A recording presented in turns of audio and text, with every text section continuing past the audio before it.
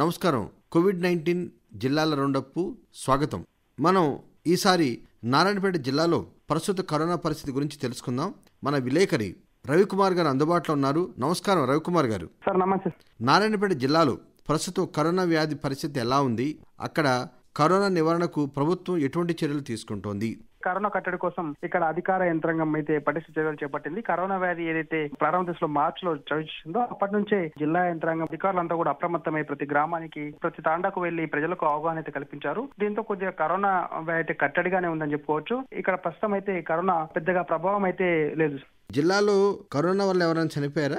నారాయణపేట జిల్లాలో ఇప్పటి వరకు 31 మంది మాత్రమే మరణించడం జరిగింది. ఎక్కువ ఏజ్డ్ కొద్దిగా ఇతర ఆరోగ్య సమస్యలు ఉన్నవారు మాత్రమే చనిపోవడం జరిగిందని చెప్పేసి వైద్య అధికారులు మనకు ఇచ్చినటువంటి నివేదికలు తెలుస్తుంది. మరి నారాయణపేట జిల్లా నుంచి చాలా మంది ఇతర రాష్ట్రాలకు వలస వెళ్తూ ఉంటారు కదండి. ఈ లాక్డౌన్ తో తిరిగి వారంతా తమ సొంత జిల్లాకు రావడం జరిగింది కదా. దీనివల్ల అక్కడ ఉన్న కరోనా వ్యాధి ఏమైనా వ్యాపించిందండి?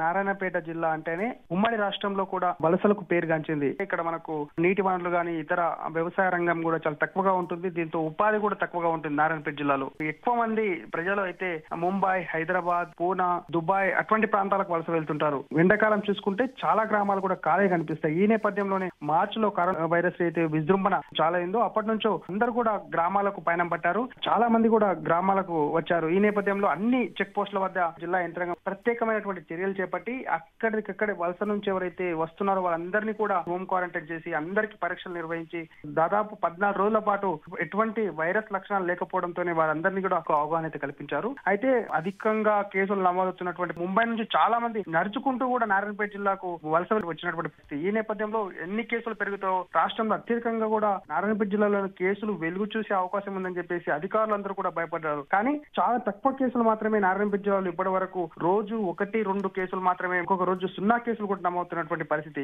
మరి ప్రస్తుతం చలికాలం కదండి. కరోనా బాగా వ్యాపిస్తుందని వైద్యులు, ప్రభుత్వ అధికారులు కూడా మనకి చెప్తున్నారు. ఈ పరిస్థితుల్లో జిల్లాలో కరోనా వ్యాప్తి ఎలా ఉంది? అధికారులు ఎటువంటి చర్యలు తీసుకుంటున్నారు? సరే, ఏదైతే మనకు ఇప్పుడు చలికాలం ప్రారంభమైందో ఈ చలికాలంలో వైరస్ కొద్దిగా వ్యాప్తి ఎక్కువగా అంటే దాని స్ట్రెంత్ పెరిగే అవకాశం ఉంది. ఎక్కువ మందికి వ్యాపించే అవకాశం ఉంది. కాబట్టి అధికారులందరూ కూడా ముందుగానే అలర్ట్ అయ్యి గ్రామాల్లో, పట్టణంలో అవగాహన కార్యక్రమాలు ప్రారంభించారు. ఆటోలు తిప్పుతున్నారు, ఫ్లెక్సీలు వేశారు. అదేవిధంగా గ్రామాల్లో జానపద కళాకారులతో అవగాహన కల్పిస్తున్నారు, టీవీలో పబ్లిసిటీ చేస్తున్నారు. ఈ నేపథ్యంలో ప్రజలందరూ కూడా అవగాహన వచ్చింది.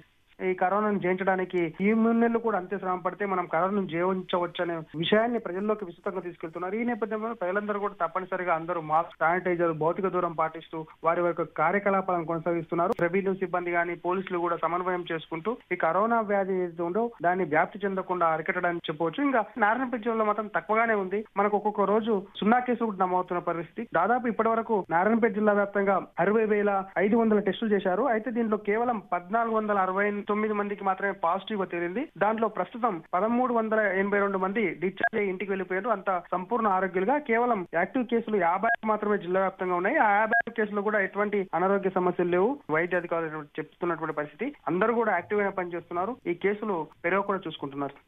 కరోనా వ్యాధి కారణంగా కేంద్ర ప్రభుత్వం ప్రజలను ఆదుకోవడానికి అనేక పథకాలను ప్రవేశపెట్టింది కదండి. ఆ పథకాలు జిల్లాలు ఎలా అమలవుతున్నాయి? సార్, మనం ఇంతకుముందు చెప్పుకున్నట్టే మనం నారాయణపేట జిల్లా నుంచి అయితే వలసలు ఎక్కువ వెళ్తుంటారు ఇతర ప్రాంతాలకు.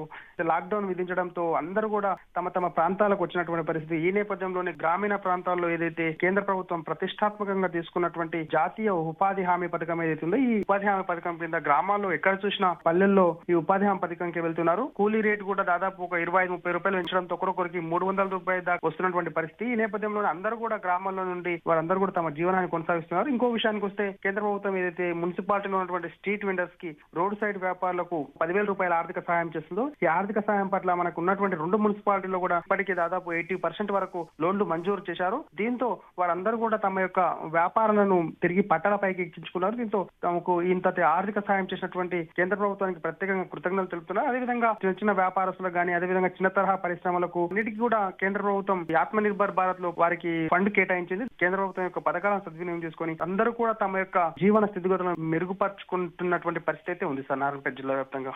నారాయణపేట జిల్లాలో తాజా కరోనా పరిస్థితి తర్వాత ఇతర విషయాలు తెలియజేసినందుకు ధన్యవాదాలు రవికుమార్ గారు. అదండి నారాయణపేట జిల్లాలో తాజా కరోనా పరిస్థితి, తదితర విషయాలు మరి మరో రోజు మరో జిల్లాలో కలుసుకుందాం. అంతవరకు సెలవు. నమస్కారం అండి.